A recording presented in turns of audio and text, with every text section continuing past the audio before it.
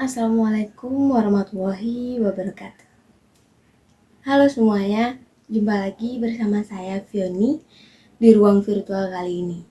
Setelah beberapa lama saya tidak membuat video mengenai public relation. Baik, mungkin kali ini topik yang akan kita bahas itu mengenai public eksternal dan strategi dalam public relation. Nah, public eksternal atau mungkin kita sering kenal ya, atau kita sebut sebagai stakeholder eksternal, di mana merupakan salah satu kelompok yang sangat penting dalam aktivitas public relation. Public eksternal ini adalah sebuah individu, kelompok ataupun entitas yang berada di luar organisasi. Dia itu memiliki kepentingan atau berkaitan dengan organisasi tersebut. Dalam konteks PR, hubungan yang baik dengan publik eksternal ini sangat krusial untuk bisa menciptakan citra positif dan membangun dukungan terhadap organisasi.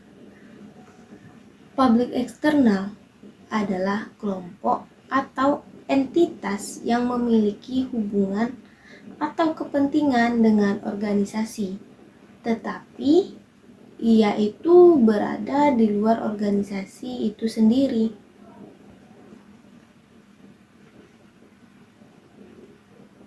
Kelompok publik eksternal ini juga dapat sangat bervariasi dan termasuk ya ke dalam kategori ini adalah seperti pelanggan, konsumen, pemasok, pesaing, komunitas, pemerintah, media, dan banyak lainnya. Sebagai contoh nih, publik eksternal yang relevan untuk sebuah perusahaan makanan mencangkup pelanggan yang membeli produk mereka, pemasok yang menyediakan bahan baku, terus komunitas lokal yang terpengaruh oleh kegiatan perusahaan, serta media yang meliput berita perusahaan. Kayak meliput berita perusahaan tersebut, apa yang dibahasnya. Nah, semuanya dalam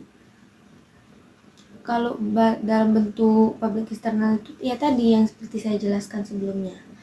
Dan kali ini kalau di dalam berinteraksi nih dengan media public relation, PR profesional juga perlu mengikuti sejumlah strategi yang dirancang untuk menjalin hubungan yang efektif dan produktif. Berikut ini adalah beberapa strategi yang mungkin sering digunakan dalam berinteraksi ataupun dengan media publik eksternal. Yang pertama itu ada riset media. Melakukan riset media itu adalah langkah awal nih yang penting dalam merancang strategi PR yang efektif. Organisasi perlu untuk memahami media mana nih yang paling relevan untuk audiens ataupun target mereka. Ini melibatkan mengidentifikasi outlet mereka, jurnalis, dan pembaca mereka.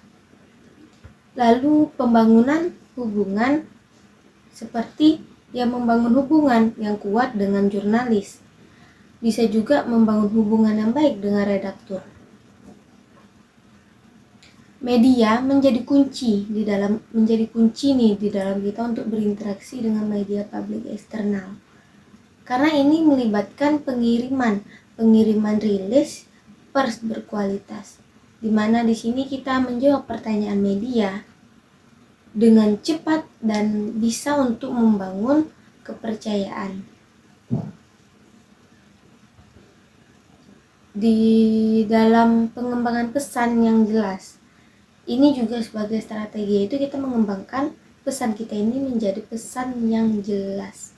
Pesan yang akan disampaikan melalui media itu harus jelas, ringkas, dan relevan.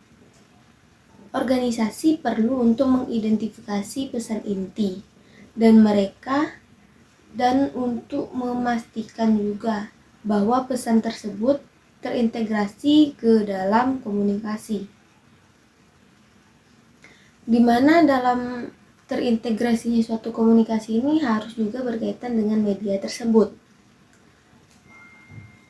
Dan selanjutnya itu ada pelatihan media, di mana pelatihan media ini mengajari juru bicara untuk berbicara di depan media. Organisasi berbicara di depan media ini menjadi langkah yang sangat penting, karena di dalam hal ini pelatihan ini bisa membantu mereka untuk memberikan suatu jawaban yang baik, mengelola wawancara dengan baik, dan menghindari jebakan di dalam suatu wawancara. Dan selanjutnya itu ada kerjasama dengan jurnalis. Bekerja sama dengan jurnalis, bekerja sama gitu, mau saling membantu di dalam menyusun berita. Ini adalah suatu strategi yang efektif.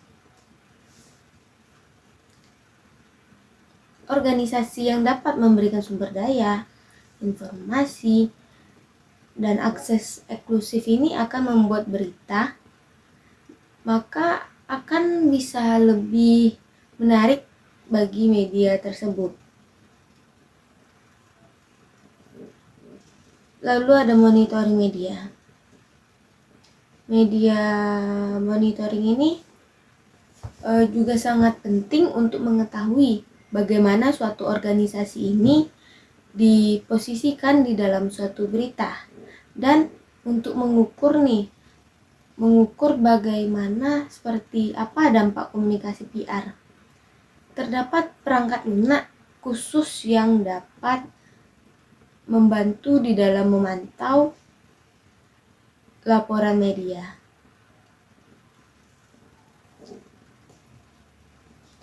Kalau di dalam cangkupan public relation ini ada juga beberapa cangkupan yang berada di dalamnya.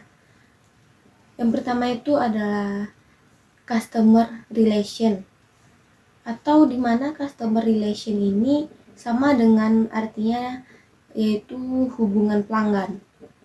Ini menjadi salah satu aspek kunci dalam aktivitas public relation. Ini terkait dengan public eksternal tadi, di mana dalam konteks ini eksternal itu adalah pelanggan atau calon pelanggan organisasi. Hubungan yang baik dengan pelanggan ini memiliki dampak besar terhadap citra organisasi, kepuasan pelanggan, dan kesuksesan bisnis. Customer relation juga memiliki peran penting di dalam aktivitas PR, karena customer yang ini tadi itu menjadi salah satu kelompok utama dari public eksternal yang memiliki dampak besar di dalam suatu kesuksesan bisnis tadi. Nah, untuk memperkuat hubungan dengan public eksternal di dalam konteks customer relation ini, public relation profesional perlu untuk mengikuti sejumlah strategi yang bisa dirancang untuk memastikan kepuasan pelanggan dan bisa menjaga citra organisasi. Ini adalah beberapa strategi PR yang dapat digunakan di dalam customer relation. Yang pertama, ada komunikasi terbuka atau responsif, di mana komunikasi terbuka atau responsif ini menjadi sesuatu yang harus dilakukan oleh organisasi, di mana organisasi ini perlu untuk memastikan bahwa jalur komunikasi dengan pelanggan terbuka dan responsif, termasuk ke dalam memberikan nomor layanan pelanggan, alamat email, dan media sosial yang digunakan untuk mendengarkan keluhan dan pertanyaan pelanggan. Yang kedua, pelatihan karyawan, di mana pelatihan karyawan yang berinteraksi langsung dengan pelanggan menjadi langkah penting juga di dalam customer relation. Mereka harus memiliki keterampilan komunikasi yang baik, empati, dan pengetahuan yang cukup untuk bisa menjawab pertanyaan dan mengatasi beberapa keluhan yang ada. Yang ketiga, pemantauan di dalam media sosial. Ini menjadi platform yang penting bagi customer relation, di mana organisasi harus memantau apa yang dikatakan pelanggan di media sosial dan merespon dengan cepat sebagai umpan balik yang baik, yang berbentuk positif ataupun negatif. Dan program ini menjadi program yang bisa meningkatkan loyalitas pelanggan. Ini juga mencangkup penghargaan seperti diskon, hadiah, ataupun akses eksklusif ke produk atau layanan tertentu. Dan selanjutnya penanganan keluhan dengan bijak, di mana keluhan pelanggan ini harus ditangani dengan bijak. Organisasi harus memberikan solusi yang memadai, mendengarkan dengan empati, dan memastikan bahwa masalah pelanggan ini itu bisa diselesaikan dengan baik. Pengukuran kepuasan. Organisasi perlu untuk teratur dalam mengukur kepuasan pelanggan. Ini bisa dilakukan melalui survei, ulasan online, interaksi secara langsung. Hasil dari pengukuran ini harus digunakan untuk memperbaiki produk atau suatu layanan. Lalu ada juga yang namanya itu government relation public external, di mana hubungan pemerintah merupakan aspek yang penting di dalam aktivitas public relation yang terfokus kepada interaksi antara organisasi dengan entitas pemerintah. Dalam konteks ini, publik eksternal adalah pemerintah, baik di tingkat lokal, regional, rasional, atau mungkin dengan lembaga-lembaga yang terkait. Ini juga memiliki kepentingan di dalam berorganisasi. Hubungan pemerintah memainkan peran kunci di dalam PR, karena pemerintah ini juga memiliki pengaruh yang signifikan terhadap regulasi kebijakan, lingkungan bisnis dimanapun organisasi tersebut beroperasi. Dalam berinteraksi dengan pemerintah, organisasi perlu mengikuti sejumlah strategi PR yang dirancang untuk membangun dan memelihara hubungan yang positif dan produktif. Ini adalah beberapa strategi yang bisa digunakan dalam aktivitas hubungan pemerintah. Yang pertama itu membangun jaringan yang kuat. Organisasi perlu membangun jaringan yang kuat dengan pejabat pemerintah yang relevan. Ini juga melibatkan partisipasi di dalam pertemuan, seminar, dan acara-acara yang dihadiri oleh pejabat pemerintah terkait. Yang kedua, advokasi dan kampanye. Organisasi dapat melakukan kampanye atau advokasi ini untuk mendukung suatu kebijakan atau regulasi yang bisa menguntungkan mereka. Hal ini dilakukan melalui partisipasi di dalam forum kebijakan, lobby, atau advokasi langsung kepada pejabat pemerintah. Yang ketiga, keterlibatan di dalam proyek publik, di mana melalui keterlibatan aktif di dalam proyek publik ini, organisasi bisa memperlihatkan komitmen mereka terhadap pembangunan masyarakat. Hal ini bisa memperkuat hubungan mereka dengan pemerintah dan masyarakat secara keseluruhan. Selanjutnya itu transparansi dan kepatuhan. Organisasi perlu memastikan bahwa mereka beroperasi dengan transparan dan sesuai dengan aturan dan regulasi yang berlaku. Transparansi ini bisa membantu kita dalam membangun suatu kepercayaan di antara organisasi dan pemerintah. Dan ada partisipasi di dalam diskusi kebijakan. Dengan berpartisipasi aktif di dalam diskusi kebijakan, organisasi dapat memberikan suatu kontribusi yang berharga terhadap proses dalam pembuatan ini. Dalam hal ini, organisasi juga bisa memahami konteks kebijakan yang lebih luas lagi.